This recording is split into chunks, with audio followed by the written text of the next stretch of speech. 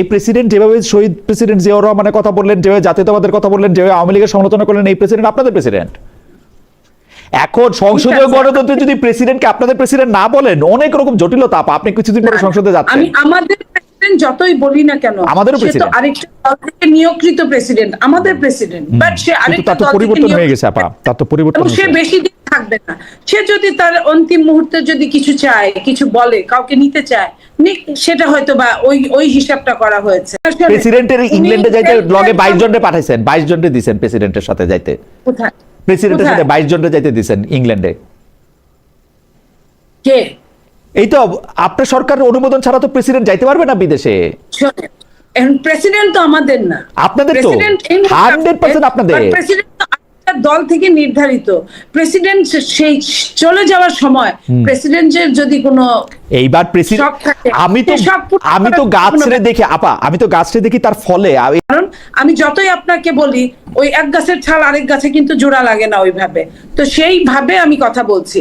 আর আপনি যে কথাটা বলছেন, আমি ওটার উত্তরটা দিতে যাই, এটা বলছি যে উনি ওনার বহর ছেটেছেন, উনি আপনার সচিবালয়ে উনি একা গেলে উনার তেল এক গাড়ির মধ্যে তেলটা পুরে, একটা গাড়িতে 2-3টা গাড়িতে উনি 3টা গাড়ি নেন, ওনারটা সহ 4টা। আর সচিবরা যখন উনার কাছে আসে, প্রত্যেকটা সচিবের সঙ্গে 2-3টা গাড়ি আসে। সেইখানে খরচ বেশি, সময় বেশি, জ্যাম বেশি, সেটা ট্রাফিকের কথা চিন্তা করে, সবকিছু চিন্তা করে উনি নিজেই কিন্তু সচিবালয়ে প্রতিদিন যান। এই যে উনার কষ্টকে ধরে নিয়ে উনি যে আপনার জনগণের টাকা বাঁচানোর জন্য একটা রাস্তা করে যাচ্ছেন, এটা কিন্তু একটা সিম্বলিক। এটা উনাকে ফলো করে আরো অনেকেই করবে। আমার কাছে ভালো লাগে উনাকে, যে উনি অনেক মানে হাম্বল পোশাকে আশাকে আচরণে, কিন্তু কাজে না, কাজে বিপরীত দেখি।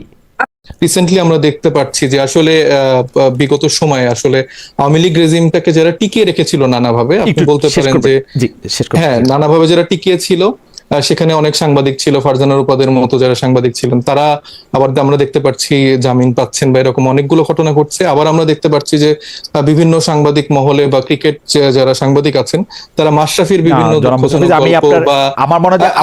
আমি জাস্ট 2 সেকেন্ড একটু শেষ করি, বা সাকিব আল হাসানের এই প্রসঙ্গগুলোকে এনে আস্তে আস্তে নর্মালাইজ করছে, যেটা আসলে আমার মনে খুবই আনফরচুনেট। কারণ 17 বছর ধরে হাসিনাকে টিকিয়ে রাখার জন্য মাশরাফি, সাকিব থেকে শুরু করে ফারজানার উপর প্রত্যেকেই দায়ী, এবং তারা নানাভাবে তার এই বয়ানটা উৎপাদন করে গেছে, নানাভাবে সমর্থন দিয়ে গেছে। এবং যেই জুলাইতে শিশুরা মানে নির্বিচারে মারা যাচ্ছিল, সে সময় তাদের কোন রকম ভূমিকা কিন্তু বাংলাদেশের জনগণ দেখতে পায় না। যে বয়ান উৎপাদন এবং তাদের বিরুদ্ধে মামলার ন্যায্যতা নিয়ে আমরা আরো কথা বলতে পারবো, আরো কথা আমাদের বলতে হবে। মামলা বয়ান উৎপাদন নিয়ে মামলা একরকম, আর সমর্থন এবং 2 বছর বিনা জামিনে জেল খাটা, বিনা জামিনে জেল খাটা, 2 বছরে বিনা জামিনে জেল খাটা কোন দেশের ন্যায্যতা হতে পারে না।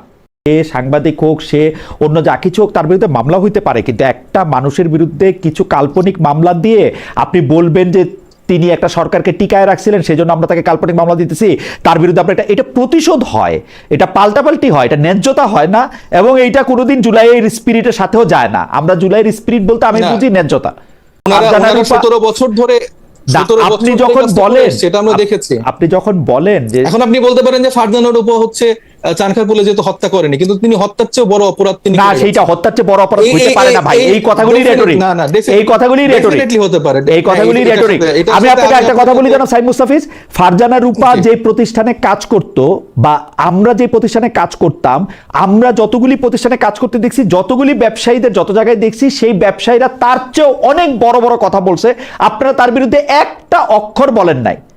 আপনাদের লোক না বলেন নাই, বলেন নাই, আমি বলেন নাই, আমি বলতেছি যে বলেন নাই, এই রেজিম তো শুধুমাত্র বলেন নাই, এই রেজিম না, আমি আপনাদের 2 বছর ধরে দেখতেছি, বলেন নাই। সাহেব আমি বলি, সাহেব আবার বলি, ওদের একজনকে গিয়ে প্রশংসা, ওদের একজনকে গিয়ে প্রশংসা করে আইসে 21 পদক দিবেন আপনার ইউনূস সরকার, প্রশংসা করে তাকে ভালো বলে আইসে 21 পদক পাইছে। না, আমরা ইউনূস সরকার কখনোই ছিলাম না।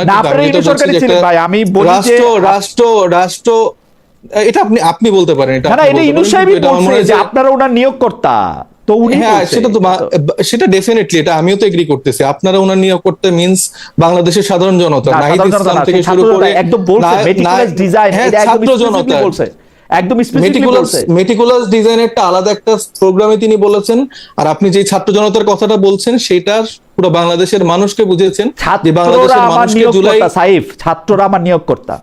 ডেফিনেটলি ছাত্ররা বাংলাদেশের যে মানুষ যে জুলাই গণঅভ্যুত্থানে ভূমিকা রেখেছিল সেটা রিপ্রেজেন্ট করছে ছাত্র জনতা, তাদেরকেই তিনি বলেছেন। আমার মনে হয় যে এটা আপনার হয়তো একটু বোঝার একটু অসামঞ্জস্য থাকতে পারে।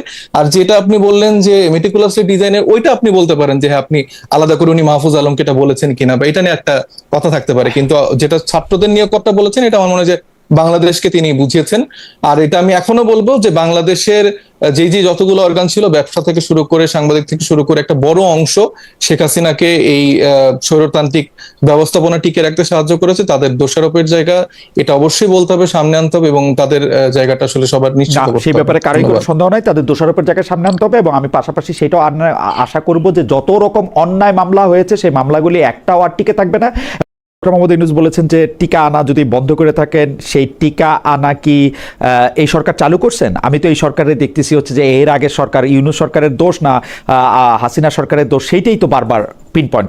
এই সরকার জি বলেন। টিকা শুনেন, আপনি জানেন রাষ্ট্রীয় কিছু ব্যাপার থাকে, অনেকদিন টাইম লাগে একটা, সেটা তোয়াক্কা না করে এই সরকার আপনার কি করেছে, এই সরকার আপনার ইউনিসেফের কাছ থেকে সরাসরি টিকা নিয়েছে, কিছুটা টাকা দিয়েছে, করোনার কিছু টাকা ছিল এবং কিছু বাকিতে, যেটা আপনার প্রসেসিং করতে যে দেরিটা হবে সেই দেরিতে আস্তে আস্তে তারা টাকাটা দিবে। তাহলে এটা কি বিএনপি সরকার আপনার রিস্ক থাকতো, তাহলে তো আরো সমস্যা হতো, তাই কি হতো না বলেন? তো মনিয়াপা, আমার মনে হয় যে মনিয়াপা এইটা একটা বলছেন যে বিএনপি সরকার এটার মধ্যে উদ্যোগ নিয়েছেন, কিন্তু আমি আসলে সেই উদ্যোগটা সম্পর্কে খুব বেশি জানি না। আমি দেখলাম যে দোষারোপটাই চালাইতেছে এবং ম্যানেজমেন্টে ফেল করতেছে হচ্ছে বিএনপি সরকার। ভাই আমি আপনাকে বলি, আমি ডিজি মহোদয়ের সাথে আমি নিজে কথা বলেছি। ওকে, আমি 1.5 ঘন্টার মতো তার সাথে কথা বলেছি এই টিকার ব্যাপার নিয়ে। আমি যে কথাগুলো বললাম এটা বাংলাদেশের স্বাস্থ্যের ডিজির কথা। উনি বলেছেন যে উনি কিভাবে টাকা ম্যানেজ করেছেন, কতটুকু টাকা ম্যানেজ করেছেন, কতটুকু করতে পারেন নাই, এবং উনি ইউনিসেফের কাছ থেকে টিকা নিয়েছেন। আমি তাকে এটাও বলেছি যে ইউনিসেফের কাছে এতগুলো টিকা ছিল কিভাবে, বলে যে ইউনিসেফরা সারা বিশ্বে টিকা সরবরাহ করে, তারা জানে। আমি শুধু একটা বিষয় এনসিপির কাছ থেকে জানতে চাই যে টিকা প্রদান যে কার্যক্রম, সেই কার্যক্রমে ডক্টর মোহাম্মদ ইউনূস সরকার কোনো ধরনের পরিবর্তন এনেছিলেন কিনা এবং সেই পরিবর্তনটা যুক্তিযুক্ত কিনা। পাশাপাশি এইটাও জানতে চাই যে এনসিপি বা জামায়াতে ইসলামী ডক্টর মোহাম্মদ ইউনূস সরকারকে এত ডিফেন্ড করে কেন, আপনি যদি আমাকে একটু বলতেন। প্রথম কথা হলো যে টিকাটা কিন্তু ম্যানেজমেন্ট 9 মাস 15 মাস এটা কোনো ব্যাপার না। দ্বিতীয় কথা হচ্ছে টিকা কেনাতে পরিবর্তন আনা হয়েছিল কিনা, যেটা আমি বলে নিলাম যে, এবং আমি বা আমার দল ইউনূস গভর্নমেন্টকে আসলে ডিফেন্ড করছে না, বরঞ্চ আমাদের আহ্বায়ক সাহেব বলেছে এই বিষয়ে যারা যারা জড়িত তাদেরকে যথাযথ আইনের আওতায় এনে, যদি টিকার বিষয়ে কোনো ঘাটতি থাকে বা পলিসিগত জায়গায় এরকম কোনো কিছু জায়গা বা বর্তমানে যারা সরকার আছে তারা যদি বের করতে পারে তাদেরকে অবশ্যই আইনের আওতায় আনার কথা। আমি যেটা বারবার বলতে চাচ্ছি, আমরা যে বারবার দোষারোপটা করছি, দেখেন আমার সমালোচক স্টার্টিংটাই করলো যে মানে দোষাদোষী টিকার নিয়ে, কিন্তু এখানে কিন্তু একটা বড় মানে সমস্যা যেটা আমি মনে করি যে আমাদের এখনকার ক্রাইসিস ম্যানেজমেন্টটা জরুরি। এখন আমাদের সংখ্যাটা যদি আরো ছাড়িয়ে যায়, তারপরে যদি আমরা বলতে থাকি এটা ইউনূস সরকারের দোষ, টিকা আনে নাই, টিকা দেয় নাই, তাইলে কি আসলে আমাদের এই সমাধানটাকে বা সমস্যাটাকে আমরা এই জায়গায়, আমার মনে হয় যে এই ব্যাপারটা আমি একমত আপনার সঙ্গে জনাব মুস্তাফিজ। আমি একটু মনিয়াপার কাছে জানতে চাই যে মনিয়াপা, আপনারা প্রবলেমটা সলভ না করে দোষারোপের রাজনীতিটা বেশি করছেন, এইটা জনাব সাইদ মুস্তাফিজ বলার আগে আমি আপনাকে বলতে চাই আসলে যে আপনারা প্রবলেমটা সলভ করুন, যেইভাবে সম্ভব সেভাবে করুন, এইটা আপনারা করতে মুনশিয়ানা পরিচয় দিচ্ছেন কিনা? প্রবলেম সলভ করার জন্যই কাকে দেখেছে আপনি দেখেন, যাদেরকে এটা একটা প্রজেক্টের মাধ্যমে টিকাগুলো দেওয়া হয়, প্রজেক্টটাই পর্যন্ত বেতনের অভাবে প্রজেক্ট বন্ধ হয়ে গিয়েছিল। আপনি খবর নেন, আমি কিন্তু এই কথাগুলো ডিজির কাছ থেকে শুনে কথা বলছি, প্রভাত কুমার সাহেবের কাছ থেকে আমি এই কথাগুলো শুনেই আমি আপনাকে বলছি, কারণ আমার সাথে তো উনি অসত্য কথা বলবেন না। ডিজি তো পলিটিক্যাল পোস্ট, উনি বিএনপির লেন্সে পৃথিবী দেখেন, তাই না? আমি আমার কথাটা বলছি, আমার সাথে কিন্তু সে ওই কথাটা বলবে না, আপনার সাথে আরো বেশি বলবে। আপনি এমপি, আপনি নেত্রী, আপনাকে আরো বেশি বলবে মনে হয়, ট্রাস্ট ইউ মি।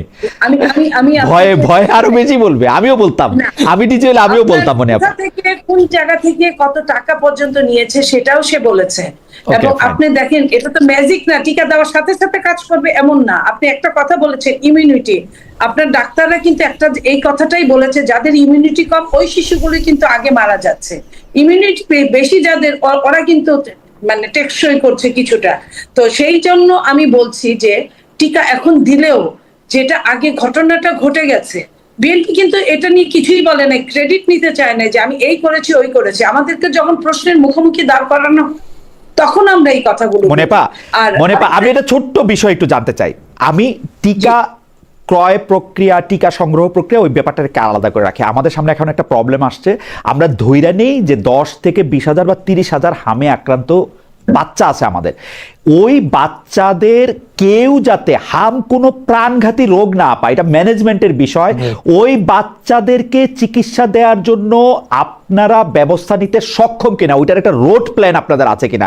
64টা জেলায় 64টা বিশেষ পরিচর্যা কেন্দ্র করা সম্ভব কিনা, যাতে একটা বাচ্চাও না মারা যায়, এরকম একটা ক্রাশ প্রোগ্রাম হাতে নেওয়া সম্ভব কিনা বা নেওয়া হচ্ছে কিনা।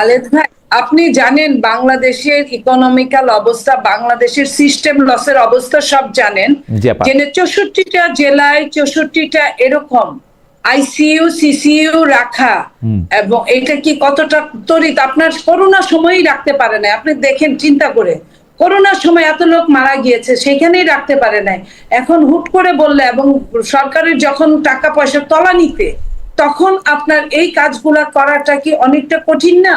তারপরেও আপনারা বলতে থাকেন আমিও আপনাদের পক্ষের লোক, আমিও বলবো না মনে আমরা জানি যে আপনি পক্ষের লোক, সেই জন্য আমি বলতেছি যে আপা সব ক্ষেত্রেই কিন্তু সিসিইউ আইসিইউ অনেক দামি মানে যন্ত্রপাতি মেশিনারিজ কিনতে হবে তা না। এটা যদি সরকার একটা প্ল্যান নেয়, সরকার অন্য জায়গা থেকে আমাদেরকে অন্য কিছু থেকে বঞ্চিত কইরা হইলো, 2টা বড় গাড়ি, বড় কামান এগুলি না কিনা হইলেও এইটা করা হইতেছে কিনা। সরকারের বাজেট তো আসেই, আমাদের বাজেট কনস্ট্রেইন আসে, এইটারে সরকার আলাদা করে গুরুত্ব দিচ্ছে কিনা সংসদেও এটা আমরা একটু জানতে চাই আর। আপনি দলীয়করণের জায়গাটা থেকে যদি একটু বলেন যে দলীয়করণের ক্ষেত্রে যেইটা আমরা তারেক সাহেবের কাছ থেকে খুব আশা করছিলাম যে উনি যখন সরকার গঠন করবেন তখন তিনি আওয়ামী লীগ স্টাইলে এরকম দলীয়করণ করবেন না, এমনকি ডক্টর মোহাম্মদ ইউনূস স্টাইলেও করবেন না, গ্রামীণ ব্যাংকের থেকে বা চট্টগ্রামের থেকে লোক আইনা বসায় দিবেন, এগুলোও করবেন না উনি। এইটা আমরা আশা করছিলাম, যেটা আমরা পাই নাই। আপা এইটা আপনি একটু বলেন তো যে দলীয়করণটা কেন হয়েছে, আর মাঝখানে প্রমাণ দেই, আপনি আমাকে একটু শুনেন।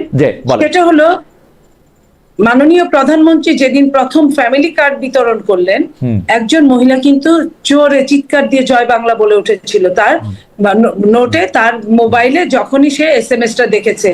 আপনি বলেন করাইল বস্তিতে যদি মনে করা হয়, আমাদের অনেক দিনের সবখানে কিন্তু কমিটি আছে, বস্তিতেও কমিটি আছে, আমাদের জেলাতেও কমিটি আছে, আমাদের মহানগরেও কমিটি আছে।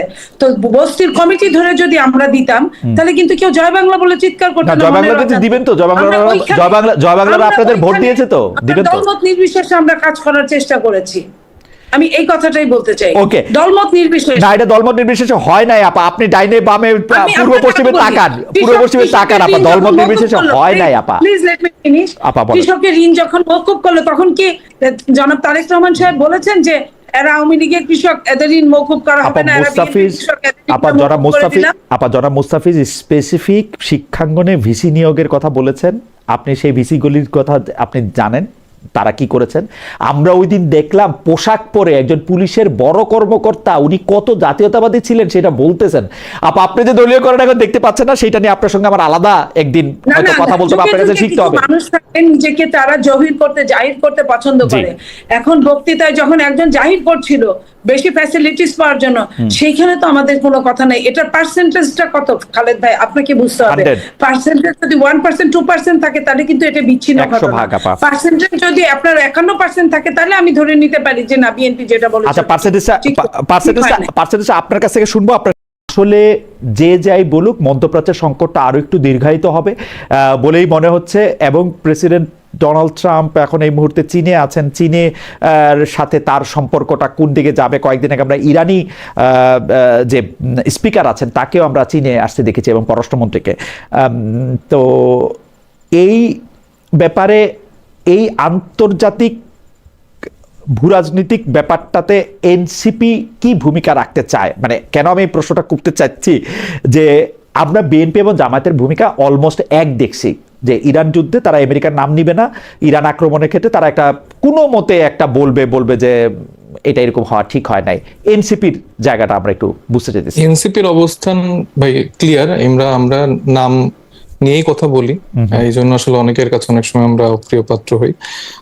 তারা যুক্তি হিসেবে দেখায় যে এই জায়গাগুলোতে সব জামাত এনসিপি বসেছিল এবং তাদের আসলে রাষ্ট্র কথা কিছু ঠিকও আসলে কথা আসলে কিছু ঠিক।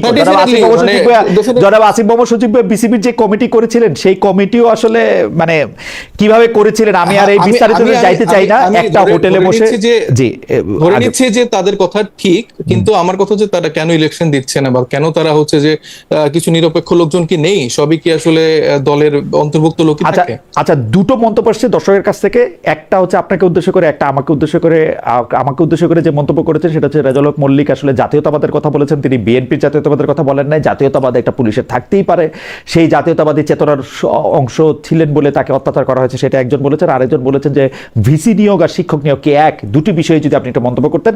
আমার কাছে মনে হয় যে কেউ যদি বুঝে থাকেন তিনি বিএনপির জাতীয়তাবাদ না বাংলাদেশের জাতীয়তাবাদ সম্পর্কে বলেছেন জনাব রেজাউল হক মল্লিক, তাহলে আই শুড কারেক্ট মাইসেলফ। কিন্তু আমার কাছে মনে হয়েছে যে উনি বিএনপির জাতীয়তাবাদ বলেই জনাব তারেক রহমানের দৃষ্টি আকর্ষণ করতে চাইছেন। সাইফ কি বলেন সেটা আমরা একটু শুনি। না, সেখানে আমিও মনে করি তার যে দীর্ঘ বক্তব্য সেখানে তিনি প্রেসিডেন্ট জিয়াউর রহমান থেকে শুরু করে বেগম খালেদা থেকে শুরু করে জাতীয়তাবাদী লোক আর না পাইলে কি করবে উনি বলেন? জাতীয়তাবাদী লোক আর না পাইলে কি করবে? না, সেই জাতীয়তাবাদী আইডিওলজির বাইরেও এই দলীয় জায়গাটাও তিনি কিন্তু উল্লেখ করেছেন। আমি যদি ভুল না হয়ে থাকে, আপনি শুনেছেন, আপনি কমেন্ট করতে পারেন।